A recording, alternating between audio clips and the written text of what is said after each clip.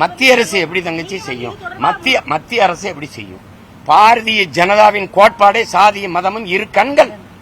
அது சொல்லுதா இல்லையா? அதோட கோட்பாடு என்னன்னு சொல்லுங்க. அப்புறம் தமிழ்நாடு அரசு சாட்டி விடும். தமிழ்நாடு இது ஒரு கையாலாகாத அரசு, எடுபடி அரசு. சாதிவாரி கணக்கெடுப்படுனா அவன் எடுக்கணுங்க. ஆனா மாநில உரிமை தன்னாட்சின்னு வாய்கிலேயே பேசும். நாங்க தான் மாநில சுயாட்சியை காப்பாற்றணும், மாநில உரிமைன்னு பேசும். அப்ப வெறி வருமா வராதா? நீ எதுக்கு பேசுறாத? இவ்வளவு பெரிய வலிமையான காவல்துறை வச்சுக்கிட்டு சிபிஐ விசாரணை கேட்கிற?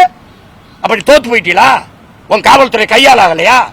அதன் தலைவர் அப்ப பொறுப்பு, என் காவல்துறை சரியில்லை, எனக்கு கீழே இருக்கு, எனக்கு தகுதி இல்லாம போச்சு, இதுக்கு தலைமையா இருக்கு, விலகுவீடா? பதவி விலகுவீடா சொல்லுங்க. மாநில உரிமை நீங்க சாதிவாரி கணக்கெடுக்க அவன் எடுக்கணும். சாதிய திமிர்ல, சாதி ஆணவ படுகொலை, சாதிய பெருமைன்னு சொன்னா கூட கோச்சுக்குருவாங்க. ஆணவம்னு சொல்லணும்.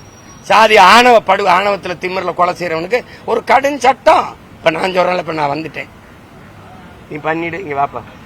அவன் சான்றிதழ் செல்லாத, அவனுக்கு வாக்குரிமை கிடையாது, குடும்ப அட்டை கிடையாது. நீ என்ன படிச்சாலும் தகுதியில் வந்துடுவேன்.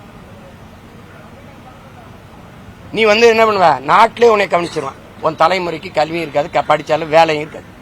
நீ செஞ்சிருவ. பெருமையான சாதி வச்சிருக்கப்ப அதை வச்சு வாழ்ந்துக்கிட்டு கும்பிட்டு போயிட்டே இருக்கும். நீ வாழ்ந்துக்கிட்ட வேண்டியதானே? எதை காப்பாத்த போறாரு? சாதியை காப்பாத்தி சாதிச்ச ஒன்னு சொல்லிடு. அவனாவது ஒருத்தன் ஒன்னு சொல்லிடுறான், அந்த சாதியை காப்பாத்தி நான் சாதிச்சேன். கடைசியா சாதி கட்டவங்க 2-3 சீட்டுக்கு மண்டிட்டு நக்குவேன். கேவலம். இங்க பட்டியல்ல இல்லாதவன் போய் நின்றுகிட்டு இருக்கா. பட்டியல் இருந்து வெளியேற்றுன்னு ஏதாவது வெறியாயிர போறேன்.